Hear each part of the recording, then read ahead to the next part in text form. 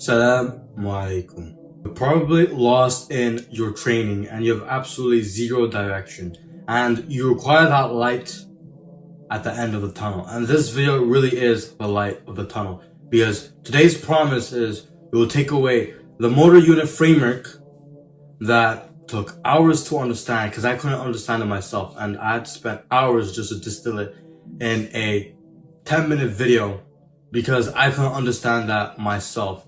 I use an analogy. Of course, don't take the word literally, so it's an analogy. And you don't need to geek around like me on how your body physiology responds to physical stress and how working out, impacts the body. You should absolutely know that. You should research that. But I'm not joking, because it's extremely tough to understand, because people, fitness influencers, do not understand this truly. I'm 3 months in physical training, calisthenics and plus, so I don't just use weights and say, alright, well, I know what I'm saying. Usually people who use weights, they know what they're saying. But I don't have access to weights, and I do it from the comfort of my own home. Because first off, I don't have the financial resources to get a gym membership. And second, I believe that you can still do an adequate amount of physical training at home till you make that revenue, right? And that is via YouTube. That's why make sure you hit 100 subscribers so that I can actually, because the more subscribers I get, the more value I can put in my videos. Because if you really understand, if you really want to get a glimpse in how this YouTube works, is that the more subscribers I get, the more I realize, yes, the content is really what caters to the viewers and they actually like it. And subscribe shows me that you like the content and you are more like this. That is exactly why I'm like, alright, if the people subscribe onto this particular video and this video make them subscribe, then I know for a fact that they like this video. And we are in our ambitious goal in 4 months, January 18, 2024, I have it written. In 4 months, I shall get, 100 subscribers. Now, this is extremely hard. Maybe I won't make it in this deadline. Maybe I'm too unrealistic, but I will make it there. So make sure you do subscribe, because we are in our journey to 100 subscribers. So you're lost in physical training, how to build strength and muscle mass, and there's no pill that will allow you to digest so that you gain that strength. What I can tell for sure is that yes, it ain't possible. You need work ethic. You need to put on the work, the want and motivation to continue with training. But one thing for sure is that this motor unit framework will absolutely help you in your journey to gaining strength a lot more quicker, because now you understand the science of body physiology and how it operates under stress. So motor unit is like the brain, is like the control panel from within the neuromuscular system. Promise you, not that hard. And it has the ability to trigger one of the 3 cells. It can trigger low threshold motor units, medium threshold motor units, and high threshold motor units. Remember, those are all cells. I want you to remember them as cells. And they are triggered depending on the muscle contraction required to execute a certain movement. Let's say you are packing around a school bag. You have to put it in your back. Does it require much muscular effort? Does it require much muscle demand? No. It requires low muscle demand. This means that it will activate one of the 3. And which one would it most likely activate?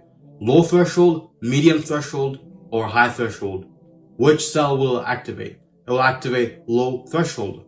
Low muscle effort equals to low threshold motor units. Right? Because one of the 3 cells are always activated. Let's say I pick up this ruler. It's not very heavy, but I will still have the aid of one of the 3 cells. And which cell will most likely be activated? low threshold motor units, because even if this takes zero effort, practically zero effort, I can throw this, toss it anywhere, it still requires a level of muscle contraction. It still requires your muscles to do a little bit of work. Even if it's at the lowest level, it still does work. And it uses one of the 3 cells, and that right now, the cell that has been used to pick up that ruler is low threshold motor units. Now, as I said, you want muscle strength. So, which of the cells do you think you need most of? Do you think you need most of low threshold, medium threshold, or high threshold? High threshold. So the opposite to low threshold, in contrast, will be high threshold. High threshold motor units is when your muscle is pushed back to its near maximum capacity. The muscle really has to put in that intensive work into that last workout. Let's say you can do 10 push-ups. That 3 push-ups, it's reasonable to say it did not take much effort. But every single time you gradually level up and you do 1 more push-up, it really pushes your muscle to the point where it has to really force itself to move. And that is where high threshold motor unit is peaking. It peaks high to the point you have never realized. High to the point just to sustain that movement. Just to keep that movement going, it will activate as much high threshold motor units as possible from within the body to execute that final movement. Let's say you do 8 push-ups, 9 push-ups. You're really struggling, but you got it in. You rest a little bit on that position, and 10, you're really pushing it through. You're pushing it back. You're trying, and you failed. Do you know how much high threshold motor unit has been activated in comparison to low threshold? Loads. So your number one goal and question now that you need to know in your mind, that practical step, is that, alright, if I'm doing strength training, what exactly do I need to promote in my body? Which cell do I need to promote more of, low threshold or high threshold? By more chances, you're going to be like high threshold. I need more of high threshold motor units. That gives me the highest potential for strength, power, and muscle hypertrophy. You need strength, right? So you need a lot of high threshold, and you cannot have much of low threshold. You need a lot more high threshold motor units. Your question is going to be like, how exactly can I get high threshold motor units? That is what you need to have in your mind.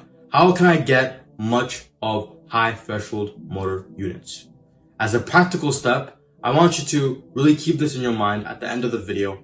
Write it down on a piece of paper and search it up. How to get high threshold motor units.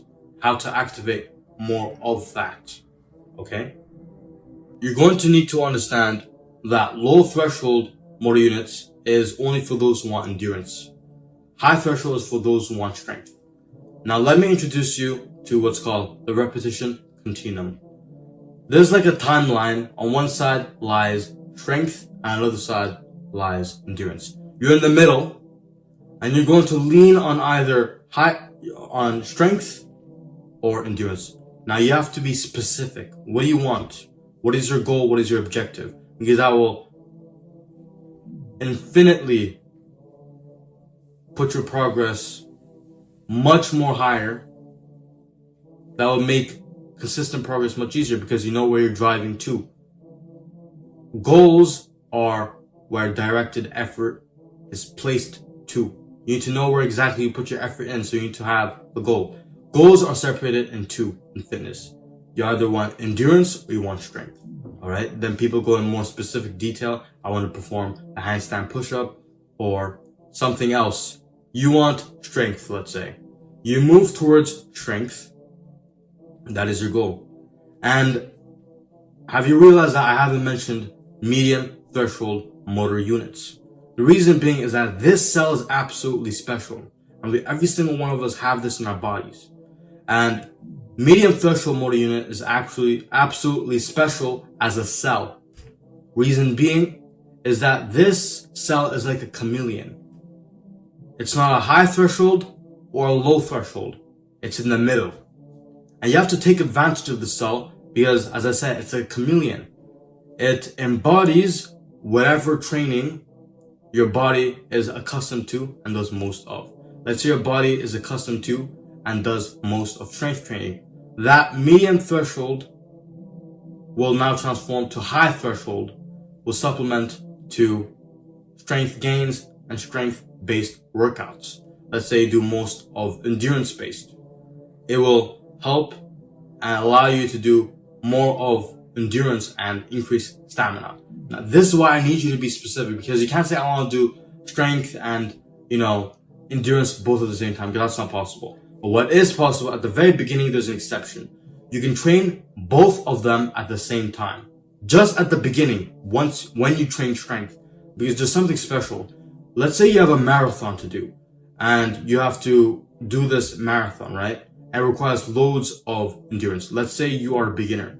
If you train your legs a lot and you want to strengthen them, let's say at the day of the race, you do those strides, but those strides feel like less effort now from what you used to do from last time you did this small marathon. It takes less effort because you've strengthened your legs. Your legs don't put much effort anymore because this is more of an easier task because your legs have now strengthened. Now you can do more strides and you won't feel much fatigued anymore. You understand? You don't feel much of that fatigue anymore. So it gives the illusion to endurance, but it was actually strength that was playing a part. So you should be able to train both of them at first a little bit. You can train both of them, but ultimately you need to focus on one of the two. Whatever your sport demands, let's say you're playing basketball. Basketball requires strength. It's preferable that you train strength than endurance. Endurance is absolutely important, but the court isn't that, big, right? So it's fine if you just train strength because strength is what's required. When you're trying to go into, the enemy zone and you really drive into the net, you want to do that layup, you're going to need a little bit of strength because you're allowed to do a little bit of that nudge before you hit a layup. You need a little bit of strength. Let's say you're doing it against a big dude. You need a little bit of strength and a little bit of skill, right? Because you can't just push a big dude, but you could just push him a little bit, enough for you to give a little bit of space for yourself so that you take a shot. And that's why you need muscle. So for basketball, you would require strength. And that only depends based on your goals. But as I said, the repetition continuum attempts to describe the two different types of goals a person might have. And as I said, take advantage of the medium threshold cell because that is going to transform into either low threshold or high threshold.